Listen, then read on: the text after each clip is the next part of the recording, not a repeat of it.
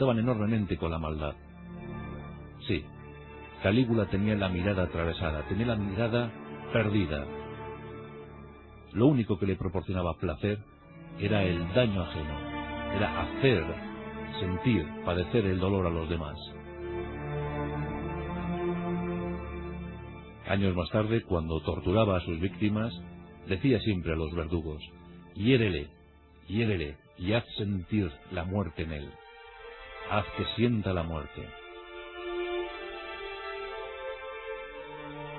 Entre el año 33 y el 39 se casó en 4 ocasiones, mejor dicho, en 5, 4 legales y una boda tolemaica con su propia hermana Drusila.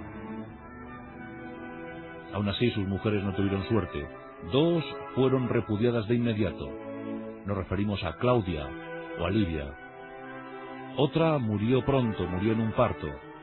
Es el caso de Paulina. Mientras que Milina, pues aguantó un poquito más porque realmente estuvo enamorado de ella. Milina o Milona. Cuando se casó con Milona, esta estaba embarazada de 8 meses. Todo el mundo sabía que el hijo que estaba esperando Milona no era de Calígula, pero a él le importó poco porque cuando nació, fijaos hasta dónde llegaba su maldad, cuando nació fue una niña. Y le gustaba esa niña, le gustaba pensar que esa niña era suya, simplemente porque se fijó en el pequeño detalle de que a la niña, a la que puso de nombre Drusila, Julia Drusila, pues le gustaba arañar los ojos a otros niños. Eso le satisfacía plenamente, y por eso pensaba que la hija era suya, sin duda alguna. Una niña que le gustaba ya provocar el mal, el daño en los demás, debía ser hija de Calígula.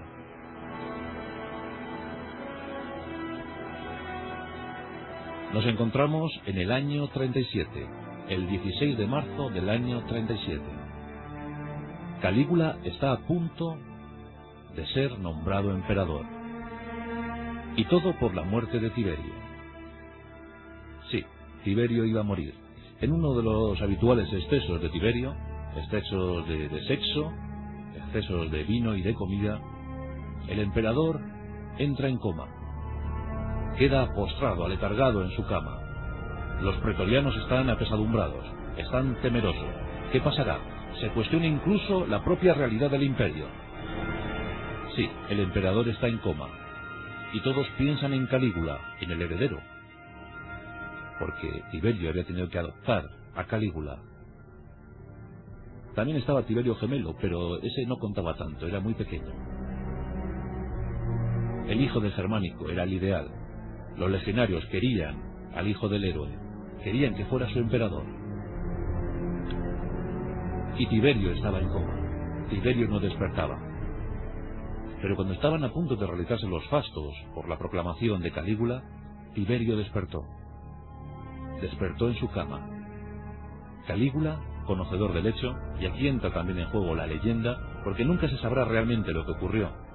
Calígula, al parecer, ordenó el asesinato de Tiberio.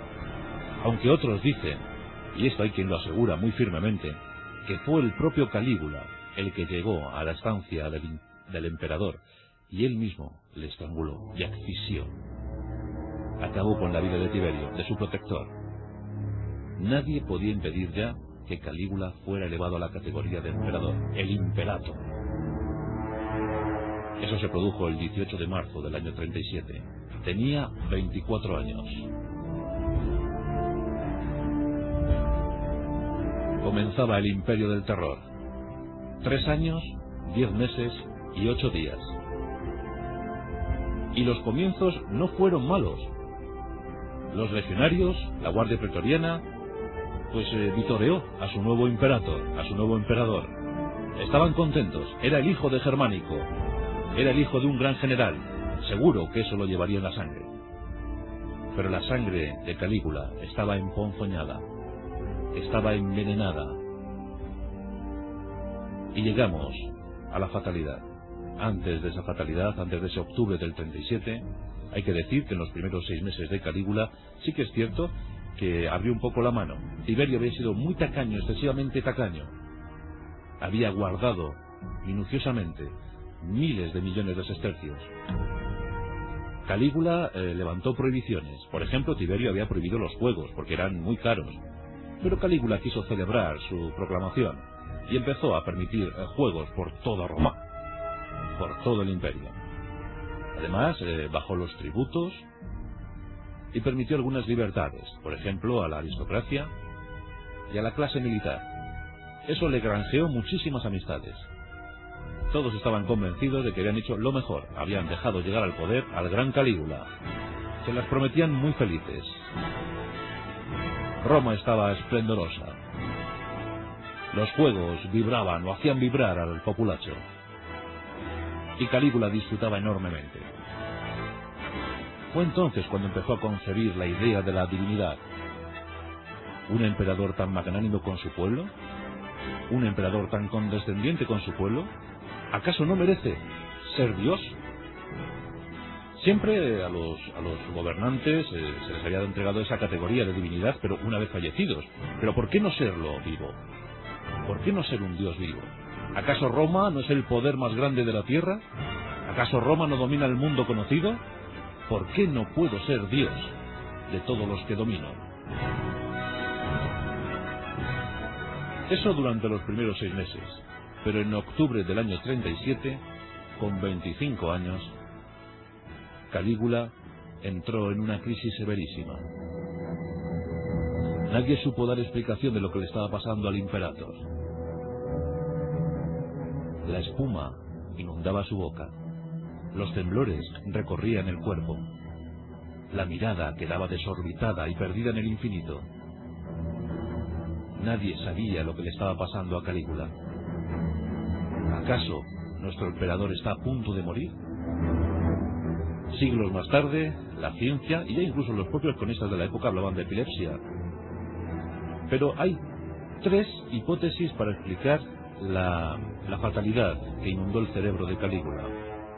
Una nos hablaría de la encefalitis, una inflamación aguda, severísima del cerebro, para la que entonces no había cura posible.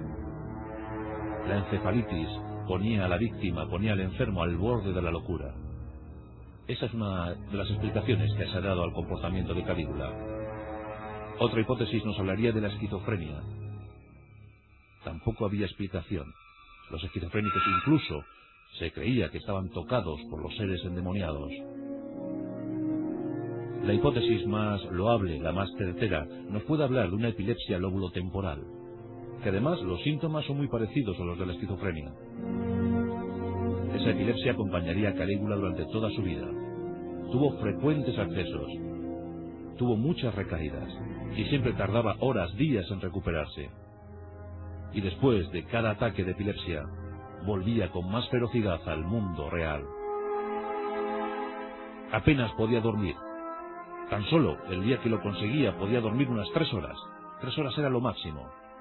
Y además 3 horas llenas, cubiertas por la pesadilla, cubiertas por mente disparatada, cubiertas por un sentimiento de maldad.